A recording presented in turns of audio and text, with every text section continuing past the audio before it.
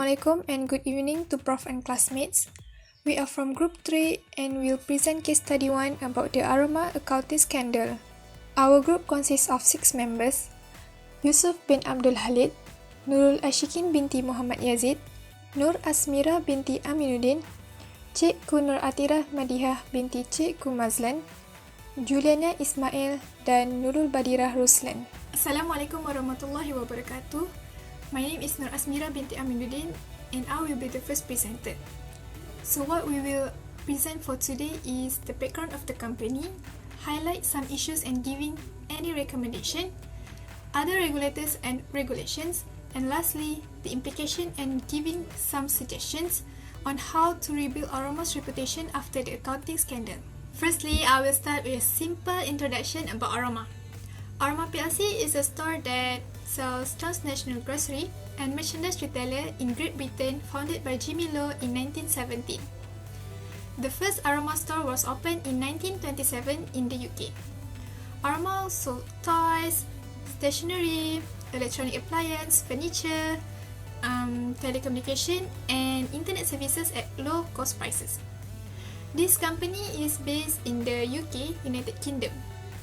Aroma stores covers 10 countries across Europe and Asia and plays as the top 5 retailer in the world. Besides that, Aroma also is one of the top 4 market leaders in groceries in the UK. For the next slide, I will pass to the second presenter, Yusuf. Board of Directors plays an important role in maintaining good corporate governance and curbing accounting scandal. One of their role is to make policy to train the employee, especially in the accounting department, to recognize any potential risk of accounting fraud. This is because the Board of Directors have the responsibility to safeguard the company's asset, but they are not the ones that do the tedious work. Instead, the employee are the ones that do the account and bookkeeping. If the employee can already distinguish any potential fraudulent activity, they can report to the top management, and the top management can take a proactive action to curb the accounting fraudulent activity from happening. The first issue of the corporate governance in Aroma is the poor management by the Board of Directors. There are only 2 out of the 12 composition of the Board of Directors that have the knowledge in the retail industry. This results in the insufficient of the members that can effectively manage the company. Thus, they have failed in their duties to safeguard the company's asset and to protect Aroma's interests. They need to follow the UK Corporate Governance Code, which particularly set out the roles of the Board of Directors. The nominating committee should devote sufficient time to identify the board members with the required skills and industry knowledge. There should be a balance of board members who are familiar with the organization and those who can bring a fresh perspective to the company. The board should also conduct a self-evaluation process on a regular basis to keep themselves competent to manage the company. The second issue in the corporate governance of Aroma is ignorance toward fraudulent financial statement. The Board of Directors and non-executive director paid no attention to overstated profits. In fact, the whistleblower, Augustine, has tried to notify the previous CEO, Elliot, but he ignored it until the report went missing. They just focused on making the company look more attractive on the outside. So the solution to the issue is to monitor the financial statement made. The Board of Directors should not focus solely on the amount of profit to the point disregard the ethical business practices. The Board of Directors should thoroughly review the company's annual profit on annual report to make sure the report given represent the true state of economic of the company. I will now pass the stage to Ashikin. Alright, thank you Yusuf. Now I will continue to the next issue. But before that, let's take a look to the role of Financial Reporting Council. The Financial Reporting Council, FRC, is the UK's regulator for accounting, audit and actuarial profession and responsible for corporate governance in the UK. So the FRC seeks to promote transparency and integrity in business by aiming its work at investors and others who rely on company reports, audit and high quality risk management. So the issue is about the absence of the Chief Financial Officer, CFO, Nicholas Ng for 6 months due to his resignation constitute a clear failure of corporate governance. Nicholas and G hold the title of CFO Emeritus as a result of a mutual agreement with Aroma. But Aroma failed to appoint a new CFO as soon as Nicholas and G resigned in April 2015. This will give a significant impact on the organization's ability to conduct normal business. So, in order to overcome this issue, Aroma need to do a proper disclosure of important information. Material information about the organization performance and activities, such as the resignation of Nicholas and G, should be disclosed in a timely and appropriate manner so that the public have access to clear and factual information that accurately represent the organization's financial, social, and environmental condition. In order to ensure the key positions of the company are occupied, Aroma should hire a new Chief Financial Officer to oversee and manage the finance department, as he is responsible for accurate reporting of a company's financial information, investing and identifying areas of opportunity. Okay, next, the role of Audit Committee. Audit Committee are responsible to monitor the integrity of the organization financial statement and any formal announcement relating to financial performance, and to review the organization internal financial control, internal control and risk management system. So what is the issue about the Audit Committee? The issue is about failure to perform independency and objectivity in audit judgment. KPMG, the auditor who has audited Aroma for more than 30 years, may pose a risk of familiarity, conflict of interest, and board influence on the audit function. Also, the Audit Committee persuaded KPMG to ignore the warning about the risk of commercial income manipulation, since they have determined that there is no problem in this area. To solve the problem, we need to know that the most important aspect of audit evaluation is the independent perspective.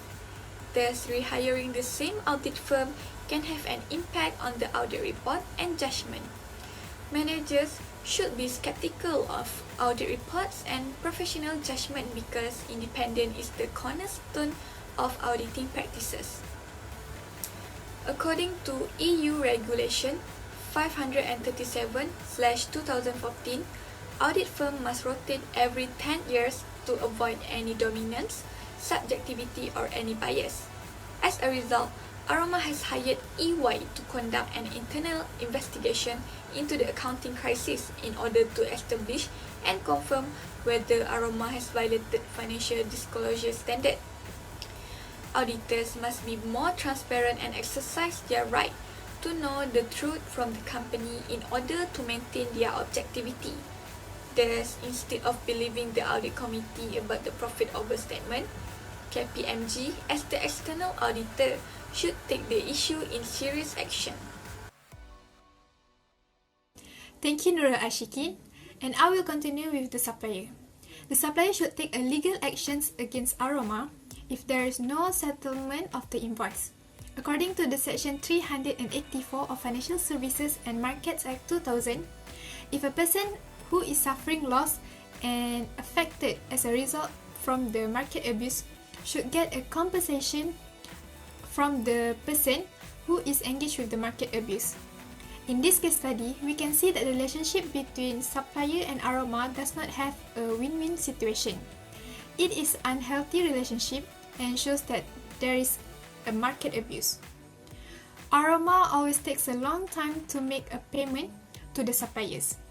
There is one case where Aroma has taken 3 years to pay the owed payment to one of the suppliers.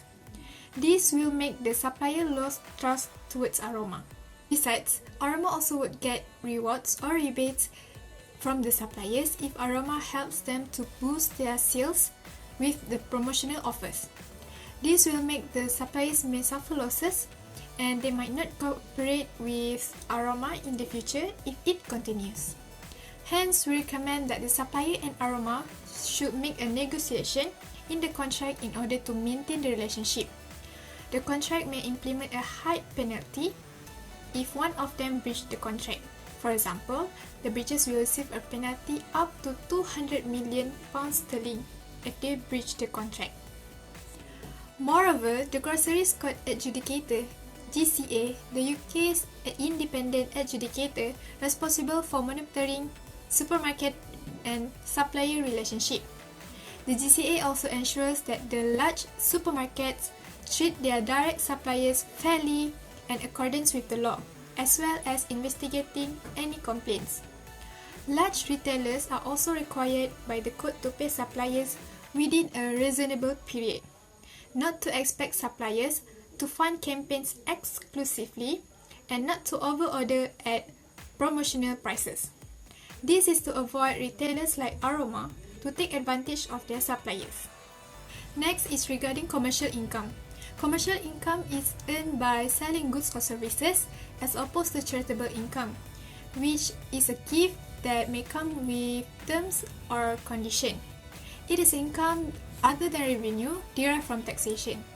Next, revenues are recognized when they are realized and earned, often when products are exchanged or services are given, regardless of when the cash is received. However, in Aroma, they perform an unethical accounting practices. They intend to record accrual profit earlier while delaying the record of expense or cost accrual. Aroma also book income from the supplier. This kind of practice may lead to overstated profit. Hence, we recommend adopting a significance of internal control in record financial data. Aroma also should cite a bookkeeper with high sense of integrity and transparency. In addition, the company also needs to provide professional auditing services to help companies maintain compliance and strong ethical policies. I will pass to Yusuf to present the next slide. Thank you. Other regulator and regulation that plays an important role in curbing the accounting scandal, which is the Serious Fraud Office (SFO), which tackle bribery and corruption in UK, and the Bribery Act 2010, which strengthened the bribery and corruption legislation. This can be seen when the audit committee of the company that wants the auditor to just ignore how the recognition of the commercial income by saying that it is not an important issue to be disclosed. The auditor finally persuaded by the audit committee there is potential that the auditor receives something material that can persuade them. The implication of Aroma after they are investigated by the regulators are the tarnish of the company's reputation. People will less likely to buy the product from Aroma, as the public opinion of the company right now is a scammer or a company that involved in fraudulent activity. Other than that, the current shareholder will withdraw their fund, while the potential shareholder will afraid to invest in the company. This is because the investor, which is the shareholder, will bear the ultimate loss if the company goes through a lawsuit and lost the case or even face bankruptcy in the future. Furthermore, the share price of the company will plummet down, and last but not least, there will be a legal wrangling that will result in the slimming up of the company's growth in the future. Alright, thank you again, Yusuf.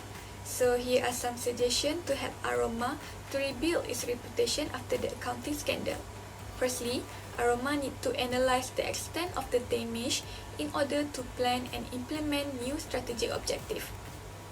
Secondly, Aroma must issue a public statement in the media acknowledging and accepting responsibility for the consequences by delivering an apology to the public, stating awareness of the problem and that Aroma is completely committed to resolving it.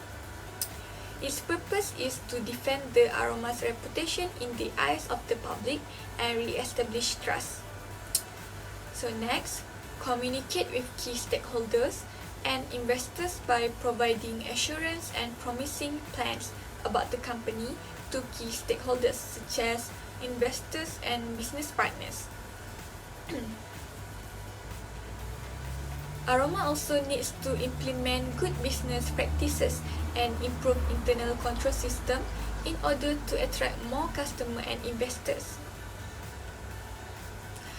Aroma should form a partnership with a charitable organization or company to engage in more volunteer activities to assist the society in help.